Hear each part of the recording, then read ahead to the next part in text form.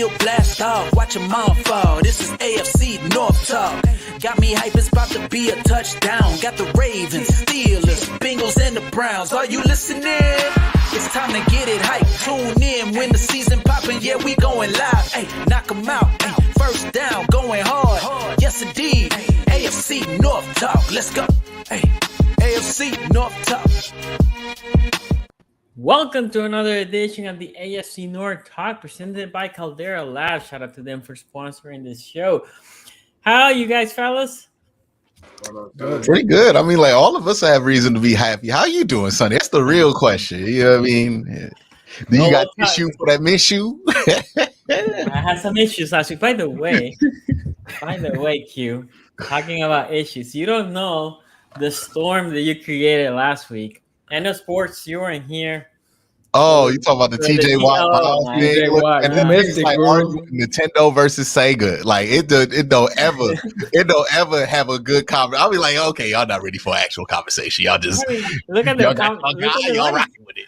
Look at the live right now. The chats are talking about TJ Myles. It was the live chat. After it was the live whole chat, show. when you check the comments afterwards, like it was not the even comments the live too. Chat everything, dude. Yes. Everything.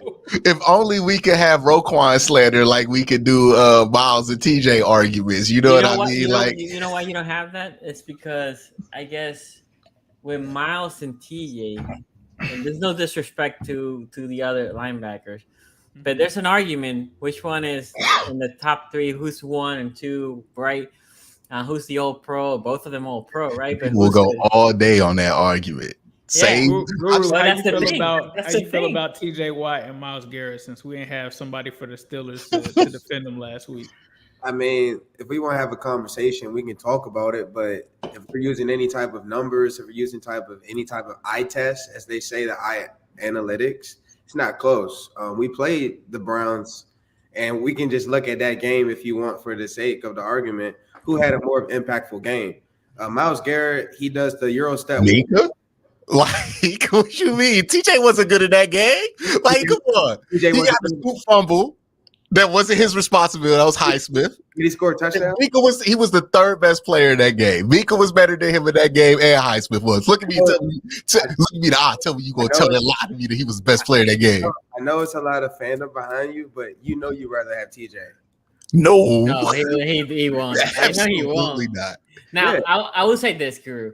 So, because I know you're new to the show, I said before, Ace is hey. So obviously you two pick your guy. I will never make you pick the other one. Ace has said Myles. I have said. Well, hold on. I did say Myles until this summer when I looked at the numbers. I didn't know it was like that with the numbers. At first, I was saying Myles, and you got to give it to TJ, I think, now just because he won Defensive Player of the Year. Until Myles Garrett wins that. Shout out Baker Mayfield for making that possible for him. By the way, I will look, not that I want to defend Myles, right? Because again, I picked TJ, but I think I picked that's TJ. not a knock on Myles. Yeah, no. I picked TJ because I think he fits better the Ravens defense. The Ravens and the Steelers play the same type of defense, it's a scheme, and the Browns and Bengals pick. I think that's why you said Myles in the past. The one thing I would say that Myles has never had that TJ has is TJ has had a great line with him, D-line, and help, right? From Dupree, Hayward, his whole career. Exactly. He was there. Highsmith after they got rid of Dupree. So the Steelers record without TJ Watt, and then what's the record with fair enough. But I'm just saying, no. I'm not dissing that. All I'm saying is by pure numbers, right? It helps when the rest of the staff helps you. And you got competent defensive staffs. You don't got Joe Woods out here who had the same roster. We talk about this defense being good, and we couldn't stop the run at all last year. I'm just saying, like, you know, color out there, bro. Like, we know. I'm just saying. There's an argument to be made either way, but I don't want that to cannibalize the show because neither of these two teams are playing each other this week. Fair enough. We will wait later in the season for the same result and the same story. Can't wait for that game. Can't wait for that. Okay, we have a couple super chats, and then we're gonna kick it. By the way, there is a poll out there. Steelers, Texans, the poll's out there. Obviously, that's who we're gonna kick it with. But let's read some super chat here. David Miner said, "Y'all rock." Appreciate that, man. We got here. No 412 says we going to start this off with Trent Jordan is the best in the world. Can't disagree with him. As a Ravens, okay, hold on. Let me do a Google search. What are you talking about? As a Ravens fan. TJ Trent Jordan Watt. Wow, that's not what I thought the TJ stood for. I didn't know either. I didn't know. I was on a show with Zim. I had a different image in my head. Trent Jordan. Trent Jordan sounds like a whole name itself. So I was all right. I thought it would be like Tucker Jenkins or something like that. Tucker Jenkins Watts, not Trent Jordan. How did he get that one? Man. The GOAT. He's on pace to be one of the better players at that position too. Like you got to look at that context as well, the historical. No doubt. I mean, the pace. Oh, that's true, man. Myles still better. Okay. By the way, for those that didn't know, TJ gonna be a first ballot Hall of Famer. Like I have no doubt about that. Myles too. I think that don't change the conversation. Like it would be like arguing 20 years ago, who's better, Troy or Ed Reed? And it's like you're never gonna get a resolution to that. Ed, that was easy. Ed. As a Ravens fan, Myles is taking over games, but doesn't get as many snaps to rush. He had to compensate for a trash DL last year. One of the things that Myles is getting this year that he didn't get last year is in the point differential, right? You're getting teams that are forced to throw the ball because the Browns are maintaining these leads. So you're getting more true pass sets, where in the past, they've never been able to keep up, or they've been in these situations where teams are going to run the ball heavy on them. So he's been a victim of the circumstances around him. You know what I mean? It's kind of been an unfortunate situation. I feel like you would get much more out of him if he weren't on such bad situations. Like if Baker were who we thought he was in 2020 for the rest of his career, or if you were able to, fix that quarterback position, sooner. It's just kind of what it is, but now he has help, so we'll see what he does this season. I remember Olivier Vernon, brother. Olivier Vernon was great, but name me the defensive tackles on that team. I mean, name me 5 defensive tackles that have played with the Browns while Myles Garrett was there. Sake Ika, the great Sake Ika. No, he hasn't been active a single regular season game. Ogunjobi. I thought you were going to say Ogunjobi because you guys have it. Larry Ogunjobi might be his best help inside that he's had since this year. Yeah. I'm not going to bring up Andrew Billings because you already know. He wasn't on the team. He was on the practice squad. And then he got cut and became a starter. Oh God, I hated last year, dog. Yeah, now all of a sudden Andrew Billings is good out of nowhere. We're like the Raiders. Kind of crazy. Yeah, he signed with the team. COVID year, happy he didn't play because of COVID year. Then this year he came back. He was on practice squad. They got cut. Yeah, gosh. Shout out to Guru coming back in. Love the show. TJ has a deeper bag of skills, but Myles is such a freak athlete. His back they both got deep bags. To be better be more explosive. You see Myles do dribble between his legs. Like his bag's deep. Like everybody, they got deep bags. I mean, we're comparing 2 Hall of Famers. You're gonna have to split hairs, but like their bags, they're comparable. Noah Stone here. I think Noah Stone is a quasi Niners fan because he always praises a Niners player too. There's always something with Noah Stone in these guys, you know what I mean? But Nick Bosa is not better than both of them. Stop it. Go ahead. Kyle Shanahan would trade everything he has to have either TJ Watt or Myles Garrett. Like, stop it. He knows it. You know it. Nick Bosa is really good. Nick Bosa is one of the best players of his time. Nick Bosa might get to the Hall of Fame on like a second ballot. You giving off some 2-teamer vibes. I don't know, bro. You know what I mean? Like, also you be bouncing. You be bouncing. Is it Lamar this week? You pumping him up? Let's see, Nova Stone. Let's see what you do. Sports, you were gonna say something? No, I was just gonna say he got the better agent than him. That's it. Yeah. Well, in my case, what I will say with Bosa, I said earlier that Watt had help. There's nobody if you want to put the 3 of them, Bosa had the best line of all 3. Like legit, like Pro Bowlers and D tackle. Yeah, like nasty. It was, but it's not. Harker got there this year, right? But before that. He had was there. Yeah. No, he had a deep line there. Okay. Honest question: why isn't TJ double team as much? He's 18 out of the top 20 edges. Because he got help. That's why he didn't get double team. Alex Highsmith, good brother. Well, the other thing I will say, and Guru, you can correct me here if you want, but it's harder. Like when Myles lines up, you know that he's coming for you. In the case, and this is why I said the Steelers and the Ravens are kind of same defense. In the case of the outside rusher for either the Steelers or the Ravens, if you're gonna double team and then let's say they're double teaming TJ, and they see there's a double team coming, they can basically swap TJ and Highsmith. Say it's Highsmith, you're gonna rush. TJ, you're gonna go and coverage, and now you wasted two guys there, and the pass rush is coming through the other side. You have to be careful when you double team, and then obviously you have Highsmith on the other side that helps.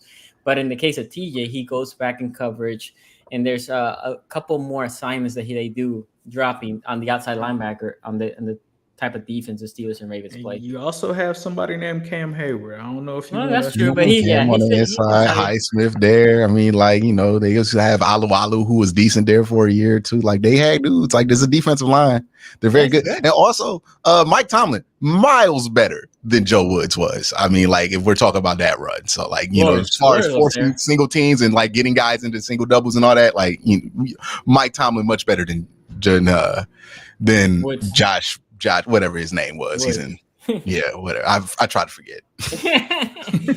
Okay, Minor here says, we hear we're the best D in the NFL, but seriously, how do we compare to Philly and San Francisco? Through 3 weeks, I mean, they're much better in almost every statistical category. You look at yards a gain on both rushing and passing. They're top one in those categories. First down, they're one. By like they could double their output and still be number one. Like that's how good they've been there. So we'll see how it continues to shake out. But this is the defense that we've been talking about in Cleveland, looking like this since July, and nothing's really changed. You know, this is who we thought they were coming into camp, and this is who they've been since camp.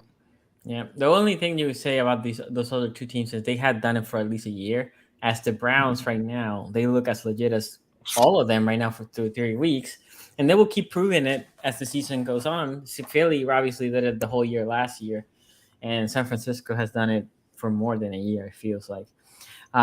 Ace, nice work on the Dame breakdown video. Didn't know you cover the NBA now. Will you be covering NBA from now on? That is something that I am going to be doing going forward.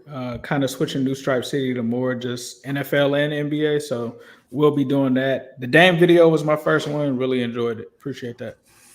Yeah, that was crazy, bro. Back in style, because that happened last year with Donovan Mitchell, where it was like, oh, you don't want to give me what I want? I'm just going to trade him somewhere else. Guru, how you feel about the Donovan Mitchell joint? I mean, not the Donovan Mitchell, but the Dame to the Milwaukee Bucks. Yeah, it's crazy. Immediately, like reaction is you look at the end of the relationship with the GM of the Trailblazers and with Dame, but most of all, now what that looks like for Milwaukee to be able to retain all those assets. Who's Drew Holiday?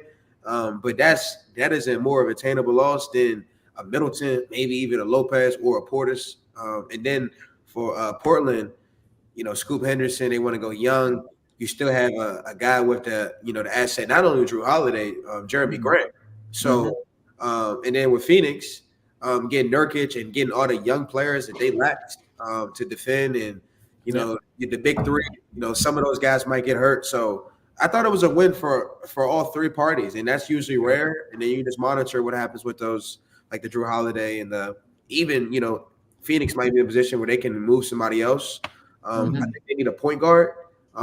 They're lacking that, so maybe they try to move a couple of those guys with some assets for another one. The problem with the point guard is then they have to play small, right? Because they have Beal and they have Booker. Right. But they have to have a true point guard. They can't, like Guru was saying, they can't just. I know, but where do you put him? Guys and play positionless ball. It's not like those guys have a LeBron skill set. Like you could get away with that with like LeBron. I agree. But yeah. It's gonna be interesting too, because they've been missing that, like pretty much who could be the guy at the end of the game and get you a bucket real quick, right? When Chris Middleton's been hurt, Giannis does a good job at it, but Giannis's offense is gonna be limited because he can't shoot. So there's only so much you could do in those situations. So now having a Dame there who's not just a killer at the end of the games, one of the best in the NBA, is it's gonna be fun. They're gonna complement each other pretty well. Yeah, it's gonna be fun. Planet Review says, "Who's the new Steelers punching bag?" By the way, if you don't know, this is is a nephew, right? Yeah, this is my nephew, man. He's actually married to a Steelers fan, so. I'm about to say that's bold of him to say that the Steelers are the punching bag right now, given how the Bengals have performed. Yeah, you know, if your wife watches this show, you might want to watch out, buddy. Yeah, I would watch out. I would wait to get those hits off. You know what I mean? No, still here says Bosa led the league in sacks, QB hits, pressures, and tackles for loss. Yeah, that's cool and all, but like no GM is taking Nick Bosa over TJ Watt or Myles Garrett, and you're never going to convince me of that. Like that's just what it is. They're both better. You know they better. You can bring up any stats you want. Hey, no offensive coordinator's like, yeah, man, I'd rather play Nick Bosa than Myles Garrett or TJ Watt. Like, nah, that's not happening. Fair point. Feeling Dangerous here says they're gonna snub Myles for Defensive Player of the Year because the media really don't like Watson. I don't think no, they'll give it to, especially if they don't like Watson, they're gonna give it all the credit to Myles at the Browns. Somebody else, yeah, because somebody got to receive the praise. Nick Chubb hurt, so like that's gonna do better for him. Yeah, I agree. Okay, so let's talk about this first game: Steelers, Texans. Obviously, the Ravens already faced the Texans. CJ Stroud, in my opinion, has performed better than my expectations out of him coming out of Ohio State. I was not necessarily the biggest CJ Stroud fan, but I think he has performed better. And as the games, obviously, the Ravens was the first games. As the games has progressed for him, I think he looks more comfortable. The offense for the Texans has to look a little bit more comfortable. The defense also, I think, playing a little bit better. Obviously, Danico's defensive-minded coach, so I always thought that they were going to gel as the time went on. But the offense was always the question because receiver-wise, there's young guys there, how they're going to perform, and you have the young quarterback. On the other side, you have a defense for the Steelers, obviously, is a veteran defense, a savvy defense, right? A really good defense, opportunistic defense. Offensively, still trying to figure out how they're going to perform. Before I give you my take, I'm going to hear Guru. What do you think? How do you think this game will match? Yeah, well, again, too, I appreciate, the opportunity, and it feels good to be on this top left, man. I think this signals the leader of the AFC North. Shout out to Q. We couldn't be number one without you guys, but the Texans are a good team. However, you look at their first three games, the Ravens game, they played against a good defense, wasn't able to get the job done. The first thing that jumps off the screen with them is their injury report. A lot of their linemen are on the IR. They traded for Josh Jones from the Arizona Cardinals. He's not playing, and Laramie Tunsil's out. That is, I just think it's not fair for CJ Stroud. This guy has thrown over 120 attempts and not had an interception yet because he has not been in a situation to do that. I respect, Bobby Slovic, who has the Kyle Shanahan type of system, and it seems like a quarterback-friendly system because when you're a rookie, you do expect to turn the ball over. You expect probably for the offense to have pre-snap penalties.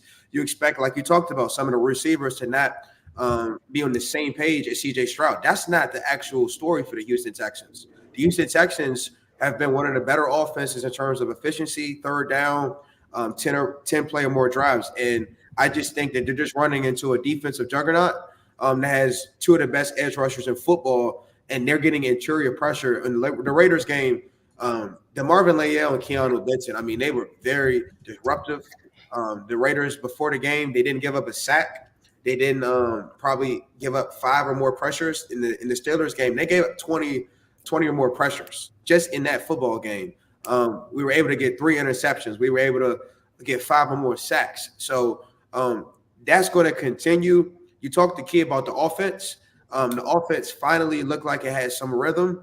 You were able to run the ball. Najee Harris, I believe, 15 carries, 80 yards. Jalen Warren came in on the receiving end. And then you look at Pickens. And how about Calvin Austin? How about the 71-yard touchdown to Calvin Austin? That was big. Actually, the longest touchdown in the NFL today.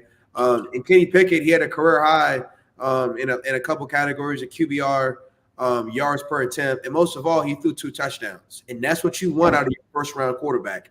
And your fifth team start to finally show he has the tools to show he's a franchise quarterback and score touchdowns. The Steelers' Achilles heel in the red zones, you can't kick field goals no matter your opponent. You want to develop some type of continuity on that end. And you give Matt Canada some credit. The first play, the first drive, I thought it was a horrific call. It was a motion fullback trap to Connor Hayward. Didn't work. He ran that same type of concept, a jet sweep fake to Hayward, and it was a screen pass to Jalen Warren. So give Canada credit. Got Kenny out in play action, I believe 6 for 8, 80 yards for Pickett, and a touchdown when play action, the touchdown to Freiermuth. And then back to the Texans. You talked about DeMeco Ryans. When you're a defense like the Houston Texans, you're going to be better. But then I have Derek Stingley out there to get Jalen Petrie back, first game back since the chest contusion versus the Ravens. The Steelers probably should, if not win by 10, definitely a touchdown. I'm looking for them to continue that momentum that they played versus the Raiders. And then the defense continue to, minimize the big play. Devontae Adams, it was a great play called by Josh McDaniels on that play action. It was a 4th and 1 for the touchdown. But let's be honest here. Devontae Adams is a top 3 receiver, and it looks like he's still on pace to do what he did last year, have 1,600 yards. So the Steelers, they want to keep stacking wins because they got a big one Sonny next week, and we know what next week's about. So I didn't want to mention it, right? But I think this is a game that your D-line should dominate, right? Tunsil's already out, so TJ. Yeah, so between TJ and Highsmith, they should be eating. And then if you can pressure with 4 constantly, TJ Stroud's going to be GG. There's no way. There's no – and I think that's what's going to happen.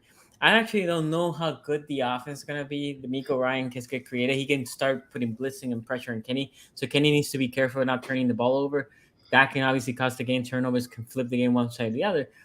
But if the pressure comes from the Steelers constantly just rushing 4 or 5, then the turnover should come from the Texans. And I agree with you. I actually think the Steelers will win around about 10 points. Q, what is your expectation about this game? Yeah, I don't really know what to make of this game because I didn't get a real good read of what this Steelers team is from what they've done the first couple of weeks. They got a lot of turnovers on defense, but then there were moments where that defense looked a little bit more vulnerable than you would anticipate. CJ Stroud coming in here, I'm just going to go with the averages. And I think Mike Tomlin versus a rookie quarterback, that's probably going to lean in his favor. And again, when we talk about Mike Tomlin games against teams that are not necessarily seem to be like playoff contenders or even like championship contenders, the key to go here with Pittsburgh is who has the better chance of being closer to competent. And the Steelers will always probably be closer to competent than any other team in that class. So I trust that that's probably going to be the case.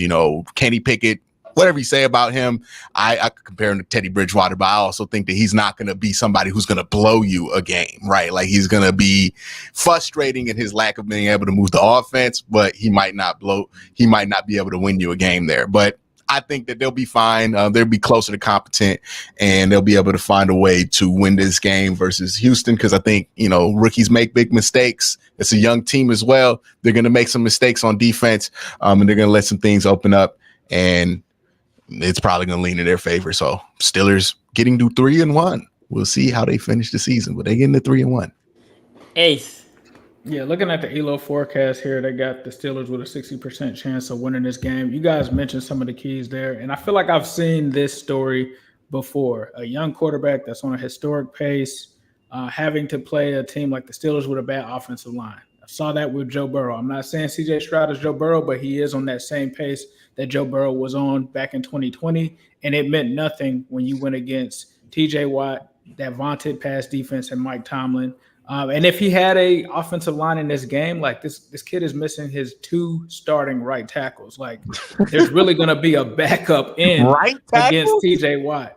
We saw what Trey Hendrickson did to a backup. I don't even want to know what TJ Watt is going to do to this backup in this game. It sucks though, because I do feel like CJ Stroud is a good quarterback. I really like Tank Dell. Would like to see what he does in this game. On the defensive side, like the Pittsburgh Steelers, their offensive line has pretty much been kind of middle of the pack. I want to know, what that matchup with Will Anderson and Chooks looks like on that side, because Will Anderson was able to get a sack in his first game, has been kind of quiet since the last game. So very interested to see what that defense does, because they do have a defensive head coach. So that'll make things very interesting. But at the end of the day, I feel like the Steelers are going to end up pulling this out just because of that defense. I feel like they've been able to generate a lot of turnovers. I see the Minkah pick six, I feel like, already. I see some kind of fumble happening in this game. So I'm going to go with the Steelers in this one just because they have the better coach. They have the better defense right now as it stands. And I think they have more experience when it comes to these games. Yeah, every rookie throws that interception on the slant. Double nickel with Minkah playing the robber. Like every quarterback has thrown that interception, I feel like, in the last 40 years. That's your welcome to the AFC North moment. Is like, okay, Minka's on that double nickel and he can get back in time to pick that off if you throw the slant. One key thing too, I forgot, Kendrick Green. We drafted him. He was a center, failed a natural guard. We traded him because of a roster cut down to the Texans, and then we signed Desmond King. So those two guys I'm looking at. Do either of them have an impact on their team? You know how this business is in terms of a couple tips. It doesn't matter. I'm just curious. And then also Steven Nelson, who used to be a former Steeler. So this game has a couple of guys who, feel like maybe they got the bad end of the stick, if you know what I mean, and want to play some good ball. Yeah, by the way, you guys, the vote was 52% on the Steelers, 48%. That's too close. Yeah, that's crazy. That's kind of crazy. Oh, well, you got to remember, Ohio State, CJ Stroud, and it's the Steelers, so you're going to get. Right. We got Cam Hayward, though. What school he go to? Yeah, but CJ Stroud's a darling right now. It's the quarterback. Yeah. Yeah. Nah, I think it's just people hate the Steelers, bro. Let's keep it a buck. They looking for a reason. We've been doing this show long enough. We know who gets the most hate. Yeah. Well, Tony used to say 15% minimal starts against the Steelers. You start with the negative 20 in that poll, man. Like, that's what Tony used to say. Anyway, Myles, the best D lineman. Myles' best D lineman was Richardson, Ogunjobi, Vernon, none of which were in their prime. One old, one undeveloped, and one a ghost. This is actually an interesting question. Who would you rather have? The Bosa Bros, What Bros, or Garrett plus Max Crosby? Joey Bosa hasn't been a dominant figure on defense in years. Wow. I'm going to Watt Bros, bro. I'm going with the Watt Bro. Both of them were defensive players of the year. Not only that, it was multiple. JJ Watt's a different conversation. JJ Watt is a different conversation. He was an animal. And then how did you randomly get the Myles Garrett and Max Crosby? You should have went like Myles and Micah Parsons. Like that would have been more interesting because it's like, okay, you got the most athletic guys and then you got the two brothers.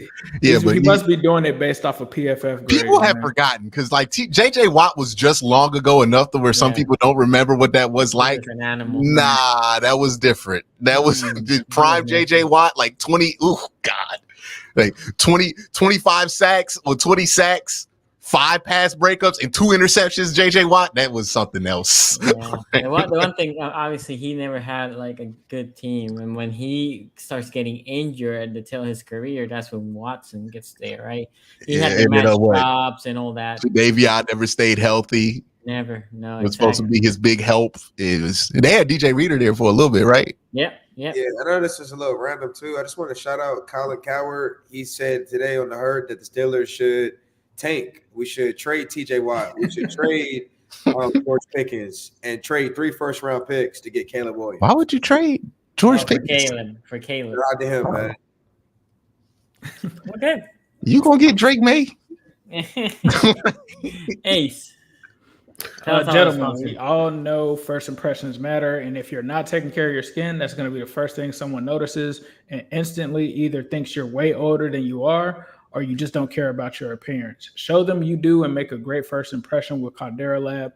You guys know this. If you're in the sun, if you're getting older, skin can get wrinkly. You can have all kind of different pigmentations. You don't want that. You're going to want to brush your teeth today, incorporating skincare steps before it guarantees to not mess up your routine, leaving your breath fresh and your face refreshed. Caldera Lab creates high-performance men's skincare products, and the regimen leads off their product lineman, a twice-a-day routine to transform your skin. Caldera Lab knows the skincare world is heavily female-driven and has been in the wild west with men. And that's just because they're trying to make this solution more simple. The regimen includes 3 products: the clean slate, the base layer, the good. The clean slate starts and ends your day.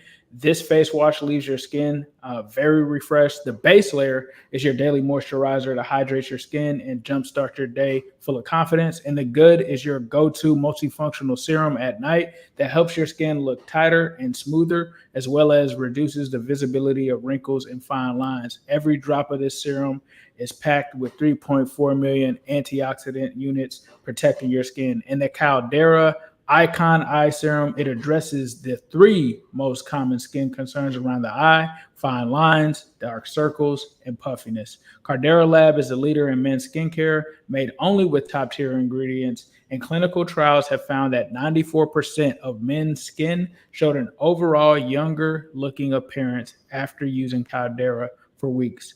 1 minute morning and a night is all it takes to reduce wrinkles, fine lines, and signs of aging. And just for our audience, we have an exclusive offer. This is the best offer available anywhere. Use our code AFC North Talk at Caldera.com and get 20% off right now. Get 20% off with our code AFC North Talk at CalderaLab.com and make unforgettable first impressions that lead to the charming words, "You look younger." Once again, that's 20% off at CalderaLab.com with our code AFC North Talk. Link in the description. Go check them out. Your skin will thank you. Also, big shout out to our Patreons: Adam Holland, Doug DeSuba, Luis Cousin, Leo Cell, Ray Rack, Wesley Worrell, Christian Rob. Thank you. Thank you so much for supporting what we do. Okay, we have one super chat and then we'll go to the next game. Ace, go back and look at Zim face when dude said the Bengals will be coming hard and fast. That was crazy. That was a wild moment last night. Okay, let's talk about the Bengals. This is a game that if you talk about, there's no games in the NFL. But if there's a game that's going to be easier or whatever you call it, it's probably going to be this game. If you're going to pick who has, but that doesn't mean anything because obviously you saw what happened to the Ravens last week. Saying that, this was a game that the Browns used basically to get right last week in the offensive side. And I expect the same thing out of the Bengals. I expect the Bengals as they're trying to work on these kinks. And I told Ace last week that I am watching these games and I cannot figure what it is, other than they're just throwing underneath a lot, right? They're throwing underneath a lot. They're just taking the underneath. Obviously, we get Chase to had a breakout game last week, but for the most part, you see a lot of the underneath. Burrow is with the calf injury, and we'll see. Last week, it looked good. Like the calf didn't get re-injured or anything. So that being said, with all that, the question is, can the Bengals then just find some momentum? And I think what the Bengals will like to do, Ace, will be punch them hard, punch them fast, and hopefully then say, okay, bro, fourth quarter, don't even be there. Right? And similar to what I said with the Browns, the main thing is here, can the O-line just keep Burrow clean? Because that's their only strong side of the Titans, that D-line. Now, that D-line can be nasty. Right, so if the Titans put pressure, especially from the interior, then Burrow can then, re-aggravate something. But if he gets clean, I don't see how they can lose this game. But I want to know your thoughts. What do you think about it? Yeah, I mean, I tried to tell Titans fans 2 seasons ago that this could possibly be something that's happening, especially with Ryan Tannehill, because you get a contending team and that team has a certain window to try to go out and get to the Super Bowl. That window passed them, especially the year against the Bengals. They had the number 1 seed. We ended up taking it from them, and I told them that the reason that would be is because Ryan Tannehill. Like, it doesn't matter how much talent that you have around them. And then they started pretty much turning on each other for the most part, bringing in new quarterbacks. The coach, Vrabel, has turned on. The GM got him fired last year, said that the roster was the issue. this team is one like Spartan kick off of the cliff from being done. Like this game could be a situation where if the Bengals pick off Ryan Tannehill once or twice in this game, you could really see Malik Willis or Will Levis in this game. Like this, the wheels are getting ready to roll off here. And one of the interesting things about this team is the offensive line is horrible. The offensive line is bad, and then the quarterback play is bad. We're talking about Joe Burrow, a guy that threw for 82 yards week 1, right? 35 yards in the first half of that Ravens game. Hasn't looked himself. Ryan Tannehill's QBR is still worse. Ryan Tannehill is 32nd in the league. Like a healthy Ryan Tannehill has been playing worse than Joe Burrow on one leg. And Ryan Tannehill, I don't know how he's gotten enough rope, especially after the game last week, especially after week 1. But their offense, if you think the Bengals offense has been anemic, this Titans offense is even more anemic than what the Bengals have been with the consistency. So for me, it's just not been good on that offensive line. Today they're talking about Peter Skoronski's not in there. I mean, that's a Pro Bowl caliber kind of guard there. He's not there. And then their left tackle has given up 6 sacks through 3 games. Like Trey Hendrickson's about to have a field day. If you thought that he did something last week against the Rams, I mean, he's going to have a field day against this guy as well. So the trenches aren't looking good for them. The quarterback play isn't looking good for them. The saving grace for them is Mike Vrabel and him cooking up something on defense and getting to Burrow, because Burrow does have the calf issue. That is their saving grace. The one thing that I've always felt like is underrated about the Titans, though, even going back to the playoff games and the next game, Denico Autry, or I believe that's his name, Autry, the defensive lineman, he is very good. He is a guy that can wreck this game. He is the main one that really wrecked the Joe Burrow game. Everybody talks about Jeffrey Simmons, and he's a good player, but Denico Autry is responsible right now for 35% of the sacks that they have, and he is a monster. Like, I knew exactly who he was after that game because he's not a household name, but he is a good player. That is the way that the Titans can keep this game close, is trying to wreck the Bengals offense, which has been inconsistent with Denico Autry and with pressure on Joe Burrow. The issue, though, is they're not holding up on the back end. Fulton, the corner, is having a horrible year this season. Roger McCreary cannot play men. They're having to play a lot of cover 4. What is the Bengals' wheelhouse? We talk about it all the time on this show. They love running the 9-8-9. Guess what the cover 4 beater is? The post. Like, it's literally the Bengals' offense that they like to run. Now, will they run the too high shell? I expect them to. But the thing that I liked about the Bengals last week, which angered me against the Ravens, is they finally started taking shots against the cover 2 shell, even if the safety stayed over top. So I think if they do that in this game, they can still have success. It just lines up for a get-right game. Joe Burrow, so far in his career, has never lost to the Tennessee Titans. You even go back to 2020, one of his biggest wins from that season was against the Titans, and the Titans were a good team that year. They weren't bad. So for some reason, the Bengals just seem to have the Titans number. Derrick Henry isn't playing good at all. The offensive line is bad. He's not running well behind it, and he is basically their offense. Like, DeAndre Hopkins, he can only do so much with Ryan Tannehill as his quarterback. Then you talk about the rookie, or the kid that was the rookie last year. He's out this game.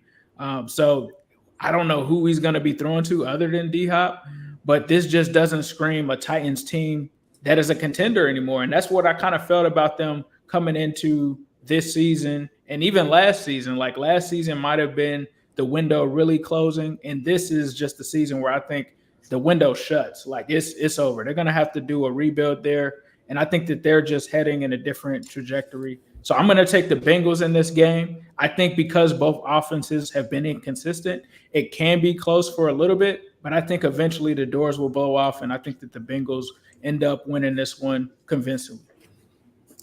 Q. Yeah, I'm gonna take the Bengals here. Look, I don't think this Titan team is as bad as what it may feel like they are. I think they are a fine defensive team. I thought they played a pretty nice game defensively. It's just they got beat a couple times on some throws. Thought Deshaun played well. So, there was the one, I think, the busted coverage play with Amari Cooper. Everybody said that Jerome Ford touchdown was a busted. It was a Tennessee beater that they ran on him. So that was just good scheming.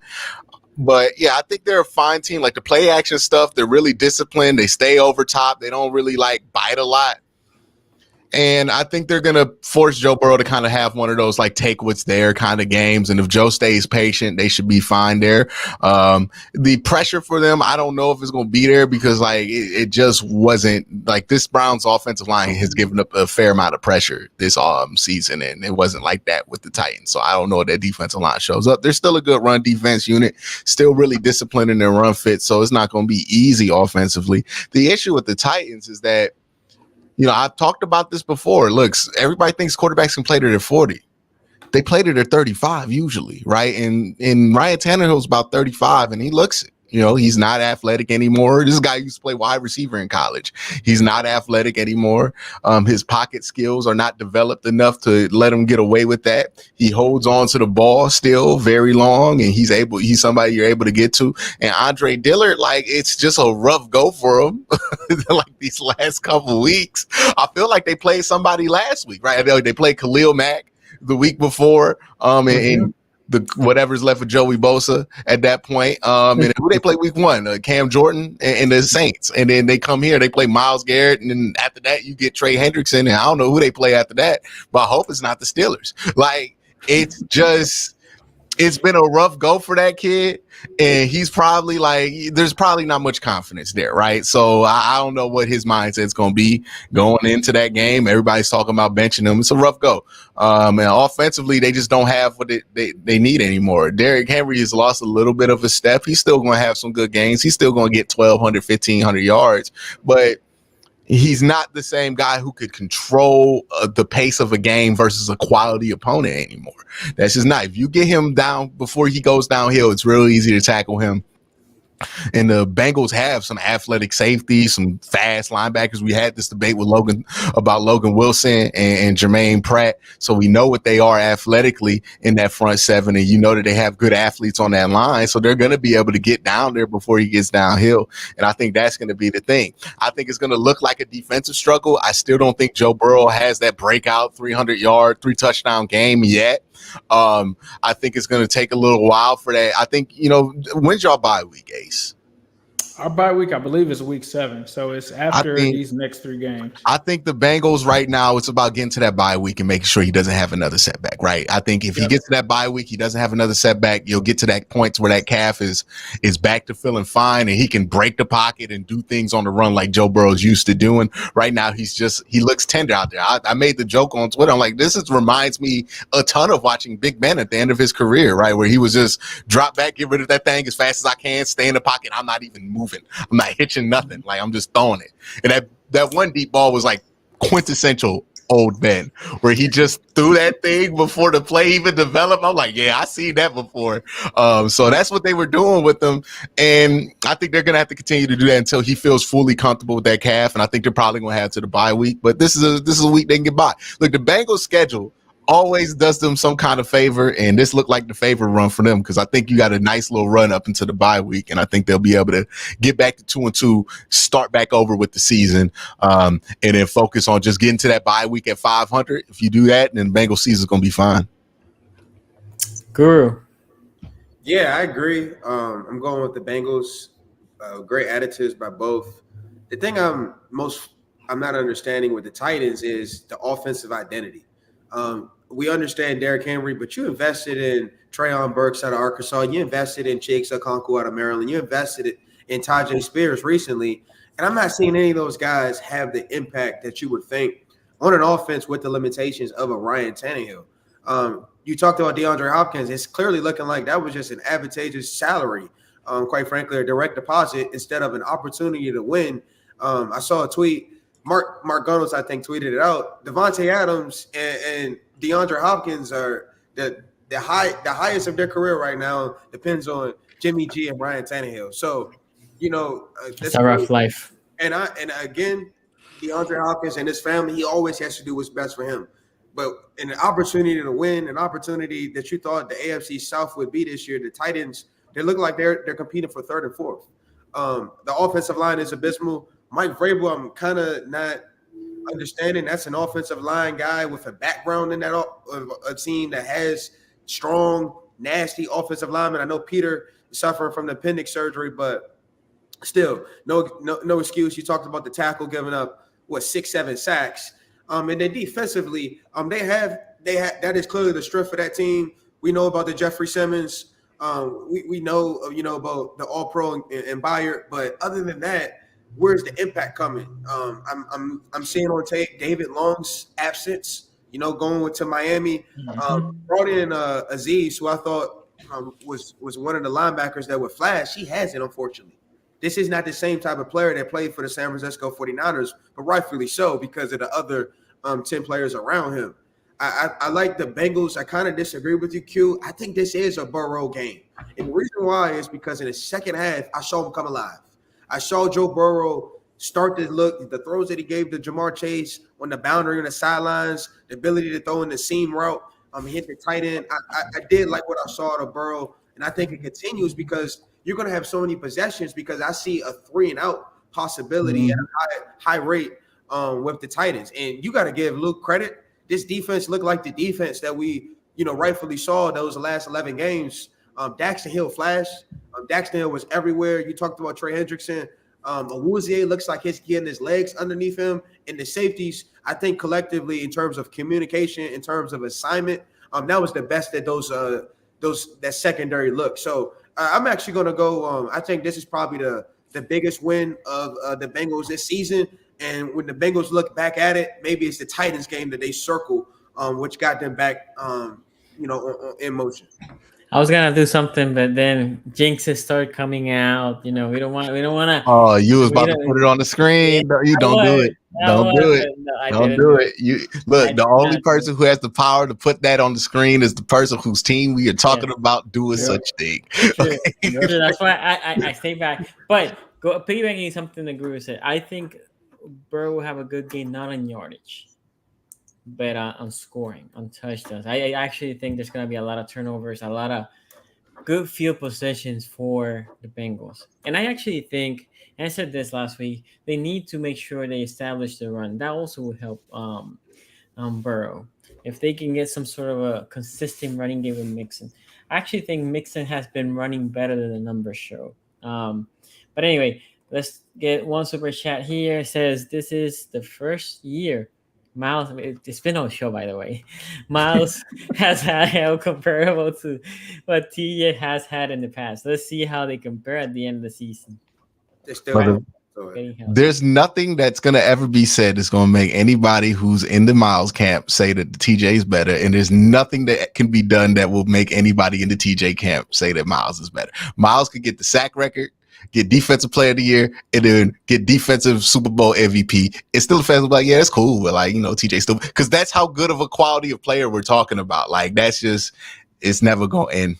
I introduced hell into these comments. Yes, you did, man. Last week you broke it. If you go back to last week's channel and just go read the it was crazy. In the comments, it was basically 90%. That's why I had to let the Steelers get they lick back or do something or get some kind of representation because they was going crazy. They was hot.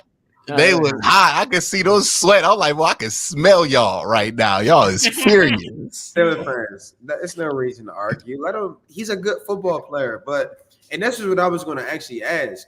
Do you think Myles Garrett could play in a 3-4 scheme? Yeah. Okay, because I think TJ could play in a 4-3. So that's what they both could play in either scheme. They're both they're both good enough players where it's like it don't matter what scheme they are in. Right. But it's like 1A, 1B at this point. Yeah. And then last question here says, Q, how the heck you upload a video? I had to make it public. It was an ad video. It was a DraftKings sponsored video, so I had to make it public at a certain time. So that's what it was. Shout out to you, Derek Bryson. I don't see your comment, but let us know, guys, if you see it. We'll put it out there. Okay, now there's and then 70-30 was the fan vote of this game. 70%. That's crazy. What's the Steelers? What? It's 50, 51. Come on. Yeah, something like that. 51-49. That's crazy. 51-45. Y'all gonna have a runoff election, dog. That's nuts. Okay, so we have a showdown this week in the AFC North, and I feel like last week was the only week, right? 5 weeks. 4 of this week we had at least one matchup in the AFC North. This is another week that we have another one. Ravens Browns. Hold on. Don't do that. Ravens, Browns. Sorry. Ravens, Browns gonna be it this week. Interesting matchup. I'm actually gonna defer to you, Q, first. I know Watson was dealing with something because I heard it. I didn't know anything about it, but I started getting people like, "Oh, Watson might not play. Watson is out," and then where does it say Watson is out? I know he practiced. He threw one. He's questionable for the game, but they asked him in the locker room what's going on with the shoulder, and he was, I'm probably going to play. Well, he said, I'm going to play, but he's probably going to play. It sounds like it's just soreness. He's just sore. And he's been taking too many hits too. Like, I think that's been a big thing. He's got to learn. He's not 25 anymore. The body not going to bounce back like that. So he needs to. There's a reason why Pat Mahomes only takes one sack, right? Because he get rid of that thing. So Deshaun's going to have to learn that lesson. But yeah, I think he's going to play. This game is going to be interesting to see because the Browns personnel have actually done a good job when they've went up against Lamar Jackson the last couple of years since they've drafted JOK, because he's somebody who can kind of mirror Lamar and kind of keep him bottled up in that backfield. That's been a big issue for Lamar whenever he's played. I mean, you talk about that 4 interception game, in the game that they lost the week after when they played the Browns on back-to-back weeks in 2020. Didn't really get that much of an opportunity to play this Browns defense last year. I think one game right earlier in the season, it came down to the last play. So yeah, it's been something that this defense has been able to do a good job of. I'm wondering if it gets even better with Jim Schwartz there. So you have a more competent defensive coordinator and you have a better defensive line. And I would assume it does. I think some of the matchups here are going to be interesting. Like how often, like Kyle Hamilton's probably playing. I know he's listed as questionable, but he's probably playing. Marcus Williams is back, which is big for them this week, right? And Ronnie Stanley went from questionable to doubtful. So that's not good, right? Went from practicing 2 days to doubtful. So don't think he's going to be in there, but Linderbaum's going to be back, right? Yep. So the question is going to be like, hey, on defense, how many times will the Ravens blitz? They're going to blitz. They're going to send extra guys. Who are they sending? Are they sending Kyle Hamilton? Are they sending Pat Queen? And if so, are you going to be able to isolate, some of their slot corner or Roquan Smith on an island and get David Njoku going? That's what I think is going to be the key in this game. If David Njoku can get going, that means the Browns are finding the offense that's there for the Ravens, and they're going to be able to move the ball downfield well. Deshaun's going to have to stay in there. Deshaun or DTR, whoever it is, they're going to have to stay in that pocket and deal. Like, this is going to be one of those weeks. You can't bounce outside. You're not going to beat them outside. You're not going to find no play out there. You got to stand in that pocket, step up and deal, because stuff's going to be open in the middle of the field. It's just going to be cloudy. You got to see through the cloud. So that's just going to be what it's going to be. He's got to stay in there and do that. We have not seen Deshaun do anything consistently this year yet, right? Like, that's the thing. We don't know what he's going to be, what he is. So we got to wait and see until he does it. So, offensively, that's what it's going to be. Defensively, I think this is a good matchup. You talk about Myles, this defensive line. I think they're going to be able to do the thing. And also with the lack of wide receivers they have right now, the Ravens, and what the Browns' strength is in that secondary, that's a compromising matchup, right? And the Browns were able to get away with, and this will be interesting to see if they're able to get away with this in Baltimore. They were able to get pressure just sending 4 against the Tennessee Titans, and the Tennessee Titans were so afraid of that pressure that they were keeping 7 guys on the line of scrimmage. So you ended up getting like 7 on 3 in the back end. It's what is the Ravens' plan with protections? Are they going to do the normal thing where they keep a lot of wide receivers off the field to try to protect against Myles Garrett that they used to do under Greg Roman? Or are they going to do what I've seen Todd Monken do, which is kind of the Zach Taylor game plan, which is we're going to spread them out and hope we can get it to them before they get to it?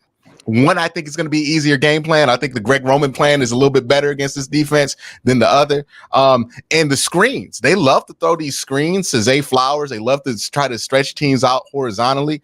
I just don't think this is the team you want to throw screens against. This Browns team is incredible against screens. They're very fast. Denzel Ward is crashing on that ball. Grant Delpit is everywhere. JOK, they're just so fast sideline to sideline that if I'm the Baltimore Ravens, I feel like the way you want to attack them is vertically. And the issue is, I don't know if you have the tools that you want right now, or at least the chemistry in that new offense to feel comfortable attacking vertically against a defense that's going to get pressure. So I think this Browns defense can take care of business. It's about if this offense plays a clean game or if they pull another Pittsburgh, right, where they decide to give up 14 points to the defense and make their defense's life even harder, right? Like, are they going to play a clean game? Are they going to take what's there? I think if they do that, they should win this game. If they don't, then they're going to hand another victory to Baltimore. But that's going to be what determines this game, is how clean of a game the Browns offense plays. So just so I can understand, you're saying if the Browns lose their thing, they should win this game. Yeah, if they play a clean game, but that's a big if right now. They haven't played very many clean games this season. This is a team that has 7 turnovers already on offense. So, it's not like a guaranteed if. This is a team that has had a lot of, and Baltimore's turned the ball over a fair bit. Yep. So this is, by the way, injury report for the Ravens. Bateman is out. Beckham is out. Gus Edwards actually should be back, and I think that's huge.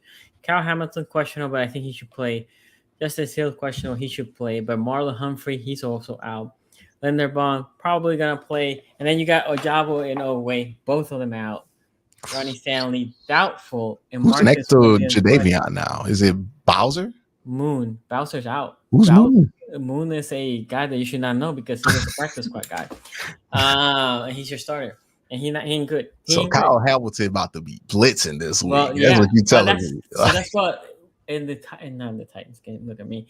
In the Colts game, that's why they started blitzing more on the edges with corners, because they had no pass rushers. And then what they were doing was they were blitzing with the corner or Hamilton or whoever, and then Moon was then playing zone coverage scheme, taking the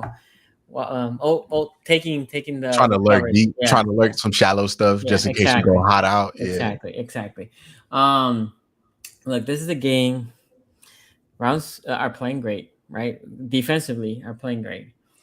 I'm concerned because of a couple of things. Lamar Jackson, so far this year, he has the fumbleitis. He had year 1. You don't have your left tackle. The rest of the line has been really good, and you have your center back, but you don't have your left tackle. I don't think Myles moves out of the left side. Why will he have to move out of the left side? He's probably going to look, and I like McCary, but McCary is a converted guard to a tackle because we don't have anybody else. His natural position is guard. So what I expect is when there was last week, they start using a little bit more Pat Ricard, which they hadn't been using him in the first 2 weeks, right? To keep it in, instead of having 7, just Pat Ricard, and then you will see him also now in the running game, right? So that's what they were doing. I guess bringing some of the great Roman elements when you use the fullback a little more. How this offense is going to attack, look, Lamar right now currently is the most accurate quarterback when being clean, with a clean pocket. The Colts didn't blitz a lot coming to Baltimore, and then they blitzed 48%. They were last in the league blitzing, and then against Baltimore, they were like, nah, we're going to pressure Lamar, right? And he's definitely uncomfortable. Schwartz, I think, already blitzes 40-something%. So I can see Schwartz saying, look, I'm going to make sure every attempt you're pressure. The question is, like you said, if you can pressure with 4 or 5, if you pressure with 5, this is going to be a very, very long game for the Ravens. If you force them to pressure with blitz, then you have a chance, right? Because you have still shifty enough receiver between Flowers, Duvernay's fast, Aguilar, and then you have Mark Andrews finding usually the soft spot in the zone to move those chains, right? So that's the question. How can you, in the pressure, get rid of the ball quickly? How can you create some sort of mismatch? And how can you attack? I agree here with Q. I don't see us going deep. I think we're going to be scared at the left tackle position than Myles there, unless I believe in the play that we threw with Tuesday against the Bengals, we were not max protect, but we definitely left an extra, maybe a tight end or Pat Ricard, right? And then that gave him enough time to throw that ball. So we'll see if that's what they do. They have to do something because they cannot abandon the deep ball completely. On defense, though, it's gonna be interesting because as you have no pass rushers, what are you doing? Are we blitzing a lot? And if you're blitzing, can we get there? Now, you have the blessing that Watson loves to hold that ball. He loves to hold the ball. right? I'm wondering if because of the shoulder, they're gonna say, "Look, you basically have to get rid of that ball fairly quickly. If not, you just gonna be out of this game because they're gonna hit you." And I think, although our current DC is not as aggressive as Wink on the blitz, I think he is gonna go. Let me just blitz. Let me just blitz because I want to get to Deshaun. I want to try to see if we can provoke that turnover. Mindful that our cornerback situation right now is thin. We have safety playing corners, but still, I think they're gonna go in and they're gonna say, "Let's pressure Deshaun Watson and see if he can be disciplined and he can be clean like last game, or if he can be like you said against the Steelers and the Bengals, right? Get the turnovers, right?" And I think that is what the Ravens need to do. If look, last week we lost basically because of the turnover margin. We led it every statistical in the game minus the turnover margin. We lost the turnover margin. We lost by 3. This is a game that I think whoever wins the turnover margin wins the game, right? The Ravens are gonna try to be clean. The fumbles needs to be taken care of, right? Lamar fumble. You had the running backs fumble. I think another thing that helps the Ravens is having Gus back. Justice Hill is a good back, but Justice Hill is a finesse back, the shifty and all that. And I think the linebackers and the personnel in the secondary can get to Hill and bring him down. Gus, on the other hand, is a guy that if he I'm not saying that he's Henry, but similar to Henry, if he breaks that first layer of the line, the O line, and he goes to the second level, then he becomes harder to tackle. He breaks tackle. He runs hard. Not as fast as guy, but he runs hard. He's always averaging around 4. So this is a game, again, that I think the Ravens should try to establish his runs, should try to pound the ball. I actually think they should revert a little bit back to Lamar. Lamar should be like, let me get my first or 1 or 2 read, and if it's not there and there's green in front of me, let me just take off, because he hasn't done that consistently this year, and I understand why. But this is a game because of your lack of weapons, because of a lot of injuries, that you basically, yes, Lamar has to carry this team again. Guru, what do you think about this game? And I think this is a underrated matchup. The Bills and Dolphins have got a lot of publicity just because of the Dolphins fireworks and the Bills, high potent offense. Bills are actually one of the only 2 teams in football. I think the only team actually be top 5 in offense and defense. But the Ravens and Browns, man, I think this is a old-fashioned AFC North football game. I'm looking at the Ravens. After you going into Cincinnati, anybody who doesn't give you a chance is probably just on somebody who doesn't, value or take football seriously. Because for you to go into Cincinnati and win how you did shows me that you have enough to go and do the same thing with Cleveland. I know the Ronnie Stanley injury is not in your favor, but I believe Linderbaum's back, and I believe Marcus Williams is back. Those 2 guys are serious contributors, and I think going to be able to help because Kyle Hamilton has been blitzed so much. Marcus Williams can now shore up that safety room. The key to the game, in my opinion, who rushes for more yards? Gus Edwards, Jerome Ford, Kareem Hunt, Justice Hill. That combination, besides Lamar Jackson and Deshaun Watson, you're going to have to be able to run the ball. I'm also looking at Mark Andrews. Is this the game that Mark Andrews reminds everybody that he's a top 5 tight end when targeted? I think without Odell Beckham, I think without Rashard Bateman, Andrews has to be the key. The question is, are the Browns going to be able to minimize him? Quince talked about joke. You might even see him maybe dump it, play a little bit more in the box to minimize that. But for the Ravens to walk out of Cleveland with a victory, you would have to think Mark Andrews scores a touchdown or has 60 yards receiving minimum. I also am curious to see the kicking game. And the reason why the kicking game is key because, folks, it's another breaking news. Justin Tucker missed a kick last week versus the Colts. And Sonny, I don't know how you felt.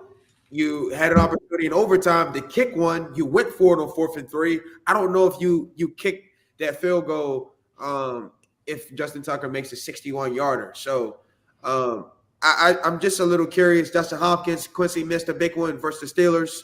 The special teams in AFC North football, it's always the little things. I don't think anybody envisions a pick six the first play. I don't think anybody envisions a kick return. So those other dynamics are key. And then the coaching aspect. Can Stefanski call the game that he called where it seemed like he protected Deshaun Watson? He utilized play action. The run game opened up a little bit of the underneath, for DPJ and Amari Cooper. And then John Harbaugh, Tom Munkin. Is this offense going to look any better than it's looked? It did not look good last week versus the Colts. And the Colts had some injuries defensively. And I saw Julius Brents. I saw guys like DeForest Buckner wreck the game, quite frankly, and keep that team into it. So I'm looking at this game. I'm going to go 27-24 Ravens. Got it. Ace. Yeah, for me in this game, I think that we're all forgetting, yes, the Ravens have some players out, but, the Browns don't have Nick Chubb. The Browns are playing with an Amari Cooper that's playing through a groin injury. They lost Jack Conklin as well. So I think, when it comes down to it, both of these teams have enough players on both sides, and I guess Deshaun is playing through something. They have enough to make this a really good matchup. It's not going to lose any of its luster, I think, right now. It's very interesting. This game is in Cleveland. The interesting thing for me, and I think the X factor to me, is can Myles Garrett get Lamar Jackson down? I think in the 6 games that they have played against each other, he's been able to sack him 3 times and hit him 5 times. So I would have thought that they played against each other more than that, but that's going to be a major key in this game. But Myles Garrett is no longer alone. And so if you guys are talking about Ronnie Stanley, that's actually really helping Zadarius Smith on that side, who is definitely formidable. But the other thing is this: can you get Lamar down? And then number 2, can you limit him as a runner? They did a great job against Derrick Henry last week. They've done great. They did great against Joe Mixon. Can they get the Lamar factor? Because a scrambling quarterback is a little different. I think they have the tools in place to do that. They've been playing like they're the number 1 team in the league, right? A lot of people have been talking about this defense. This is the real test because Lamar Jackson and this Ravens offense, they can score points. They can come together. They can be combustible and explode for points at certain points. They have been a little bit up and down this season because obviously against the Bengals, they found something. They were rolling. They rolled into something against the Colts. And in the first week, they found their groove in the third quarter in that Houston game and were able to put up 14 points in that quarter. Can they really test this Browns defense and vice versa? That's where this matchup is really going to come down to. Can that Ravens offense attack the Browns, and can the Browns get with them? The other thing is, too, like Guru pointed out, Mark Andrews, where have you been? You still have your best 2 pass catchers in Zay Flowers and Mark Andrews. I was looking at the Twitter a little earlier, and I had a weird look on my face. And at first, I thought it said Zay Flowers was out, but it was Zay Jones. As long as Zay Flowers is there, he's going to be an X factor. But the thing with the Browns is they have a great defensive coordinator. They have great defensive personnel. So the Ravens are going to have to figure it out on that side. On the other side of things, can this Ravens defense keep this game close? Deshaun Watson got some stuff rolling last week, but we have seen Deshaun go up and down. I don't know if you really want to count week 1 because of the weather conditions. Both quarterbacks weren't really good in that game. But we did see Deshaun do some things that looked more like Deshaun from what we've seen with him on the Browns. I think he's got something to prove as well. So how are the Ravens going to try to limit him? What are they going to do in that aspect? And with the loss of Nick Chubb, can we really depend on Kareem Hunt? Can we really depend on Jerome Ford? Because they are going to be major in this game, but they are going to be going against Q's boy, Roquan Smith. So who led Zach Moss get 140 on the win last that week? matchup? I'm just saying, With this one right now, man, I think the way that with this being in Cleveland, I think that the Browns defense is going to be the X factor in this one. That defense, just Zadarius Smith and Myles Garrett, that defensive line, the way it's playing right now, I think that they can have similar to success to what the Texans were able to do versus what the Bengals were able to do. The Bengals couldn't touch Lamar. They couldn't breathe on him. They couldn't sneeze on him. But we saw that that was different with the Colts, and we saw that that was different with the Texans. I would argue, I don't even think anybody would really argue with me on that, this defensive line is better than both of those. Like the Texans, the Bengals, and all of them. So this is going to be a big test for them. I think the game will still be close. The other thing is Guru kind of hit on it. Justin Tucker with the 2 missed field goals.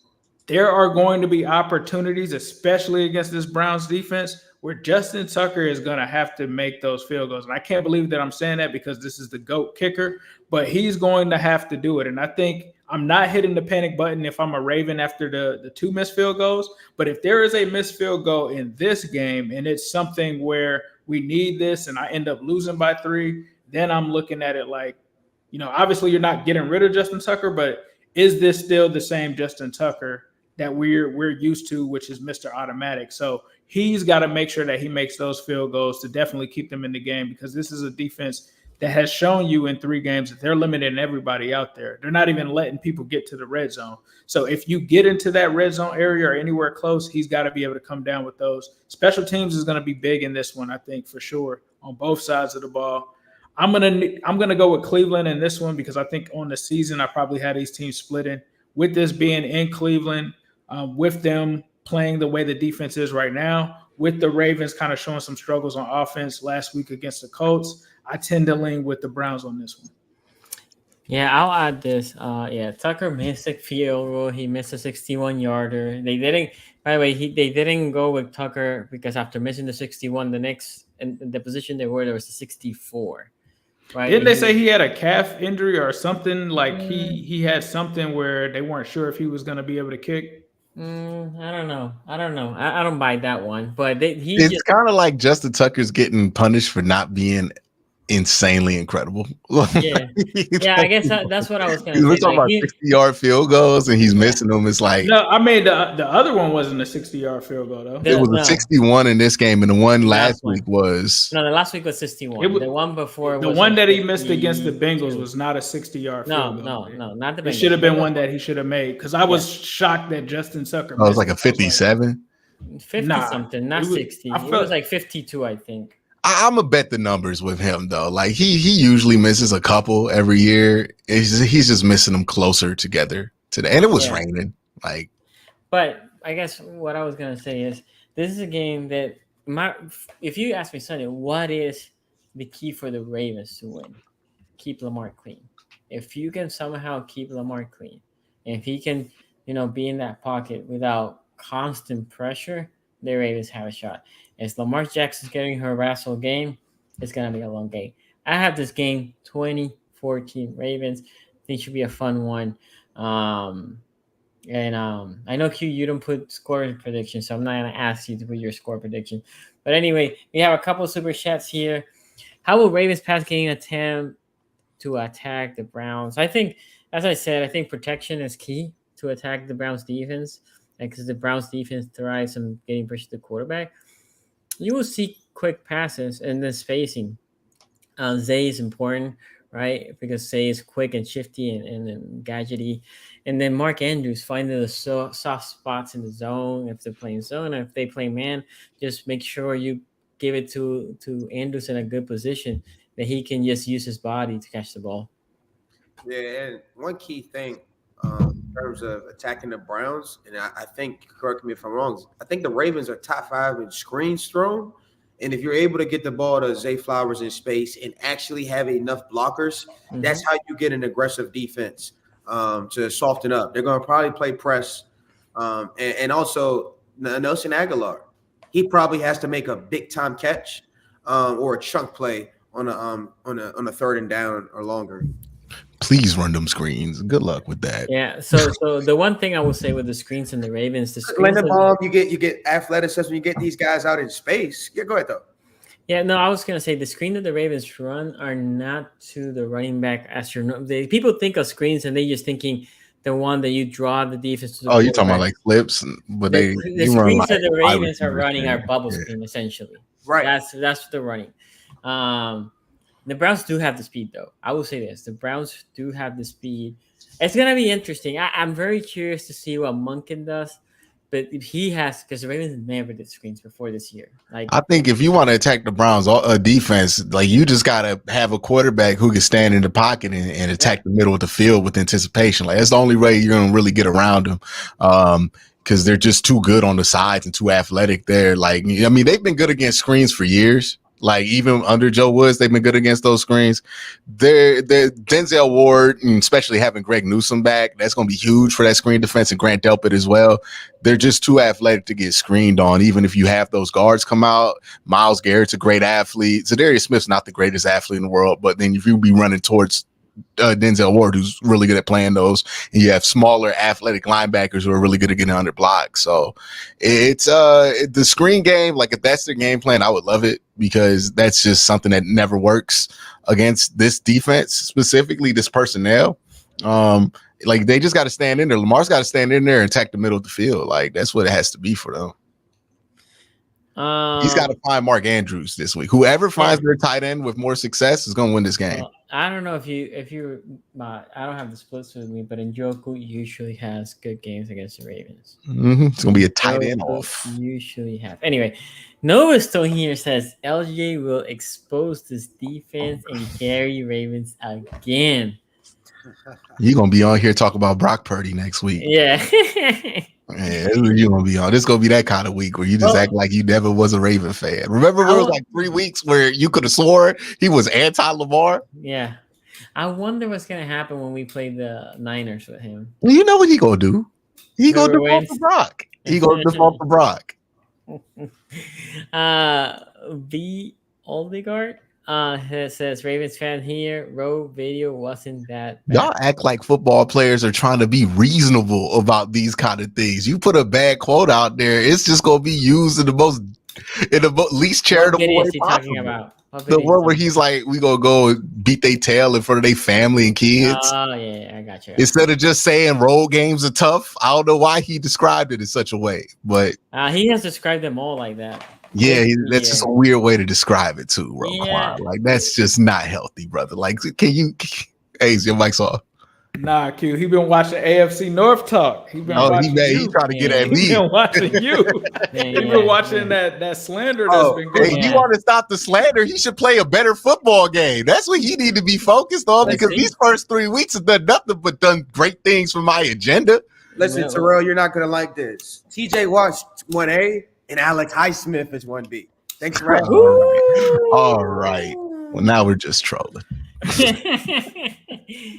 Oh man, okay, and then we have one more here. It says Guru, love your breakdown. Welcome, bro. Role play defense so he can talk because he does the hitting. Line, please protect Lamar. Was he hitting anybody last week?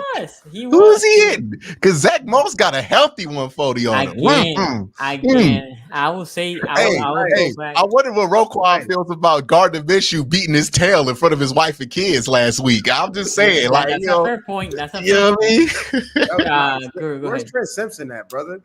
No, on special teams. Trent Simpson ain't ready. Because the problem with Trent right now is he gets too excited. I will say that. He's a Quay Walker? That's nasty. He just follows ghosts sometimes. That's what ball, get ball. That's what it is. Is Jalen Smith? Yeah, right now he gets. I'm just gonna put it as he gets overly excited. He was a third-round pick. I wasn't expecting much out of him this year, but hey man, he gotta get that out of his system. You know what I mean? I mean, yeah. Anyway, so he says, O-line, please protect Lamar, and offense, strap up. Ravens winning. Sorry, Q, but y'all go to the playoffs, though. We'll see. Hey, the great thing about football is we don't got to debate this forever. There is a game. Exactly. So that's why y'all better subscribe. Y'all better hit that bell. So when we come back Tuesday to recap this game, and hopefully I'm there sitting either here or where Guru is, we can talk about the game. Shout out to y'all that are here. Make sure you like and comment. We read all the comments. That's why we know last year. Bring that chain out. Where'd that chain go? Bring the chain back out. Did the chain make the move? Did the chain make the move from Europe? Did you leave the chain in Europe? I didn't. You brought it? Come on. Show us that chain. Show us that chain. Bring it out. I'm just gonna bring it out. You can kind of hear it. Come on. Leave it there for Let now. us see it. Leave it there for now. Go ahead, Guru. No, I was just going to say that I just want to do a special shout out, man. My mom's birthday was the 24th. Happy birthday. We love you. We appreciate you, man. That's it. Yes, no, for sure. And then Orioles won the AL, so that's good in Baltimore. Take care, guys. We'll see you next time. So they about to lose it.